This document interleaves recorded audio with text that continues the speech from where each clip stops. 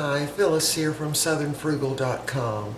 We're getting ready to make some butternut squash soup. It's real simple, okay? I'm going to show you how I cut it up. Now I'm going to cook this in the microwave, and it's going to take 3 or 4 minutes. But first you got to get the seeds out. So we'll cut the end off. They're fairly hard to cut up, so I use a serrated knife. I'm just going to cut off this top part first.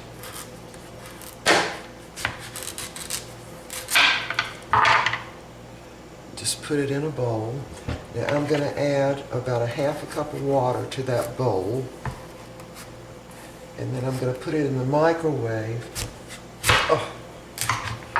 for about 4 minutes. And that should be done by then, but depending on your microwave, you might have to cook it longer or really less. Alright, now we're to the seed end of this. So I'm going to cut it right in two.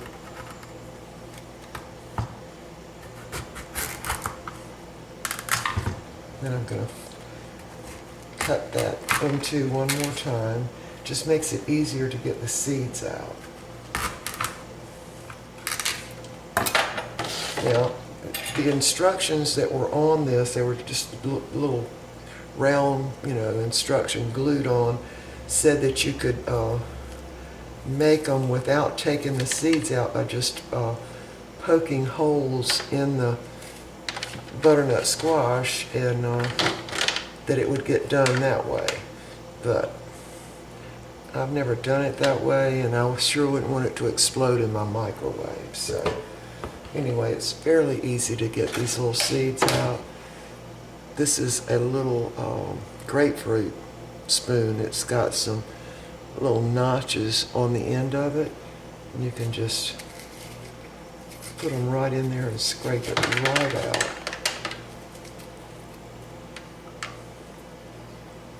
Now, after it cooks in the microwave, you have to let it cool off quite a bit, and that's when you can scrape out all the pulp and leave the skin behind.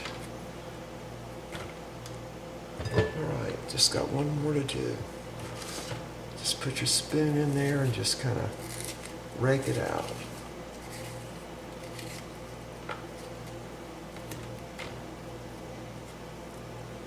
There you go. Alright, I'm going to go ahead then and put about 1/2 cup of water in this large bowl.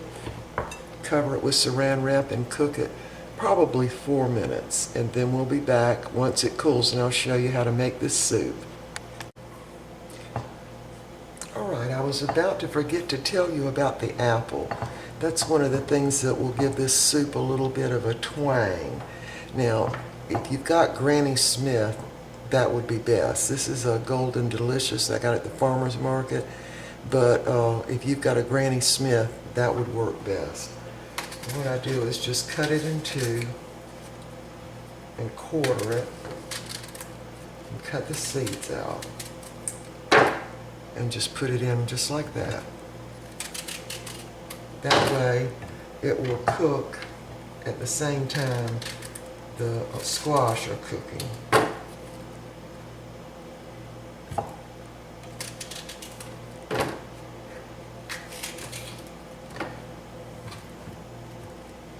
Okay, now I'm going to dump in 1/2 cup of water. I'm going to cover it with saran wrap.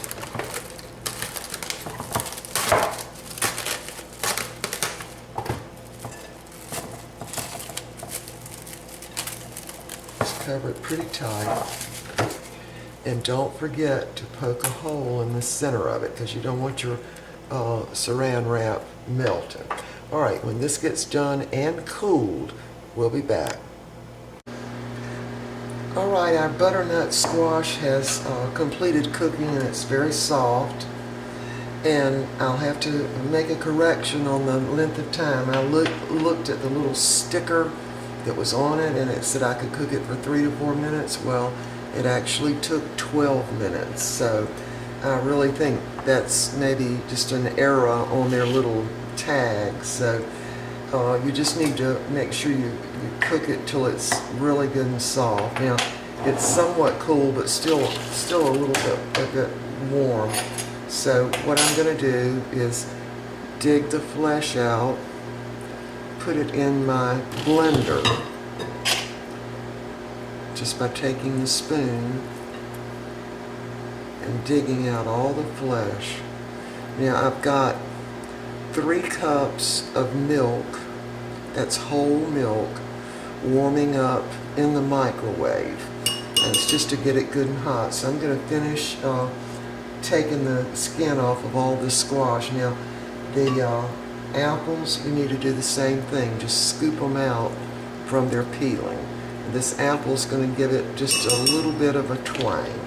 All right, after I get this all done, I'm going to blend this up in the blender with at least 1 cup of the milk that I'm heating up, and we'll be back.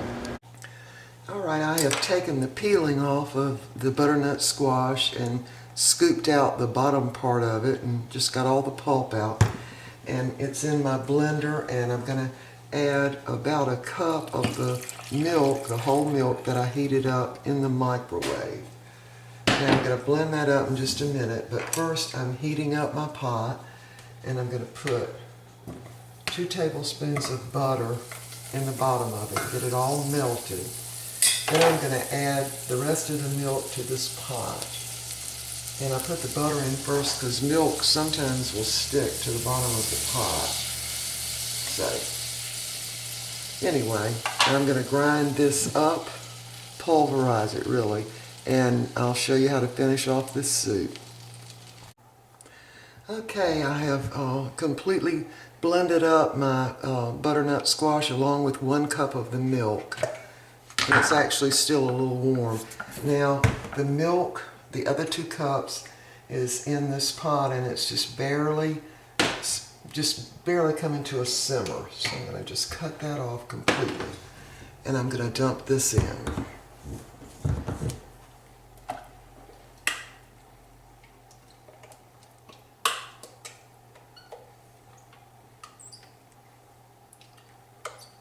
And you need a spatula probably to get all this out because it is pretty thick.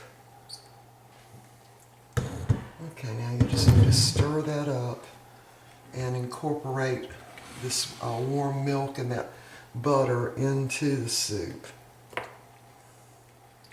Now if you want your soup thicker, which some people do like it thicker, just add maybe 2.5 cups, maybe even only 2 cups of milk to the pulp of the butternut squash. Okay, now that's fairly mixed up now. Now, it's time to add the salt. Now, I just put salt to taste. And then the ingredient that really makes it so nice, a couple of dashes of nutmeg. Now, you won't be able to tell there's nutmeg in it, but it gives it a distinct taste. So 1, 2. I'm going to stir that in.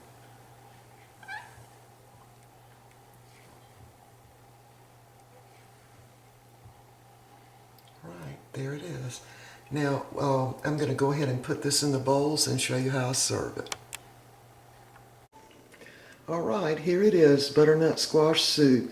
And I served that with just a little slice of butter on top and some buttered French toast bread. So there it is.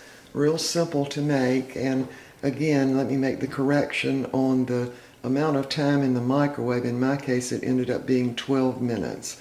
You can fix the butternut squash in the oven by just slicing it in 2 and scooping out the seeds and turn it, so the pulp side is down. Put it in about a cup of water in a pan and bake it at 350 degrees for about an hour. But it works very well in the microwave. You just have to do it longer than is stated on the little sticker that comes on the butternut squash. All right, so there you have it, butternut squash. See you next time.